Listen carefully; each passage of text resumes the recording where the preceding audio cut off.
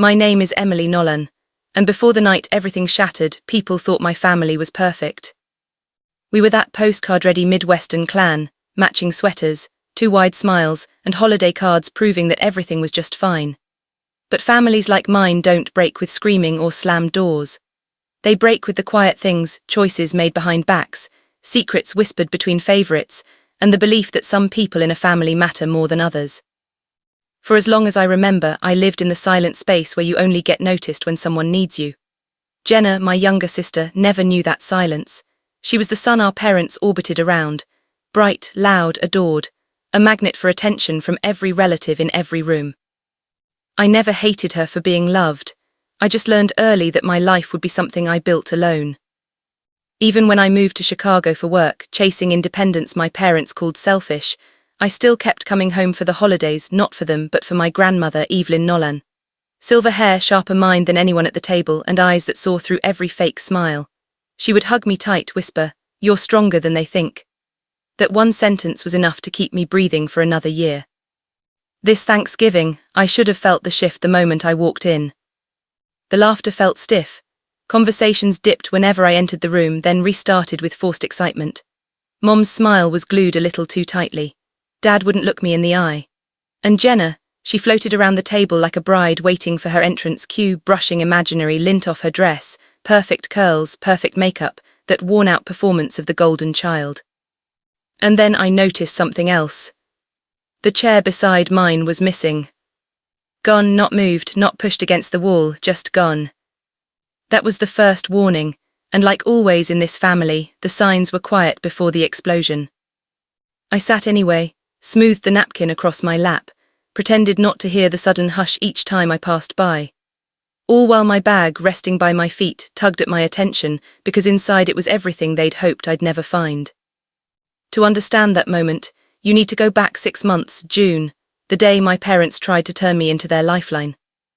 Just one signature, Dad had said, sliding a folder toward me on this same dining table.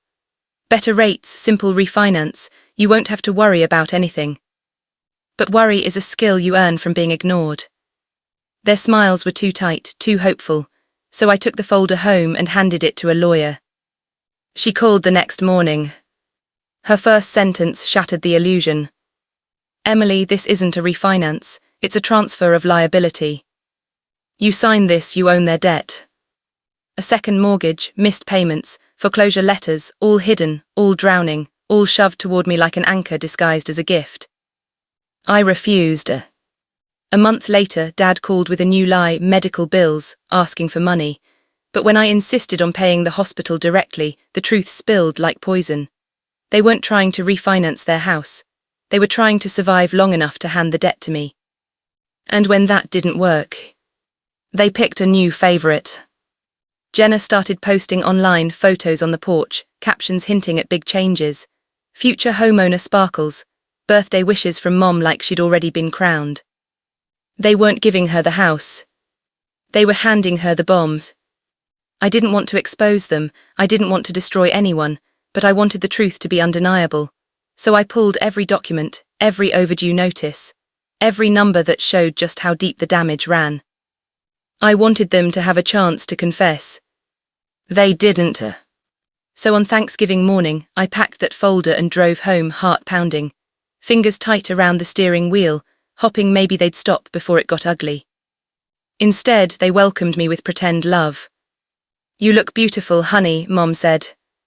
"Jenna will be so happy you're here." Not we. Just Jenna.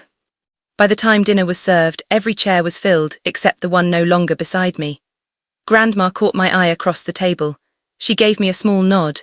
She already knew this story wouldn't end clean. And then it began. Jenna, my little sister with the star-shaped life, stood up and tapped her glass, like an actress hitting her cue. "Mom and Dad are signing the house to me. Emily gets nothing." And the room erupted. Claps, whistles, laughter, loud congratulations.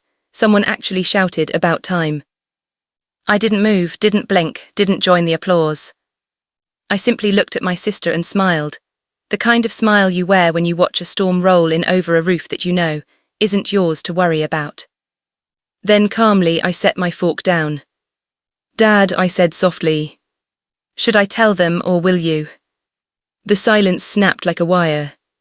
Forks froze mid-air. Glasses stopped clinking. Jenna's smirk cracked. What are you talking about? She scoffed. I pulled the folder from my bag and set it gently on the table, like a truth they could no longer outrun. Before you celebrate, I said, you should know the condition of the house. Dad lunged with panic. Emily not here. Why not? I asked. You weren't embarrassed while planning all this behind my back.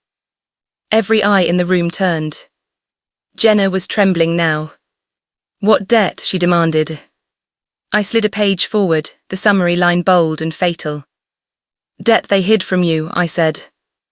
2 mortgages, over $100,000 overdue, weeks from foreclosure.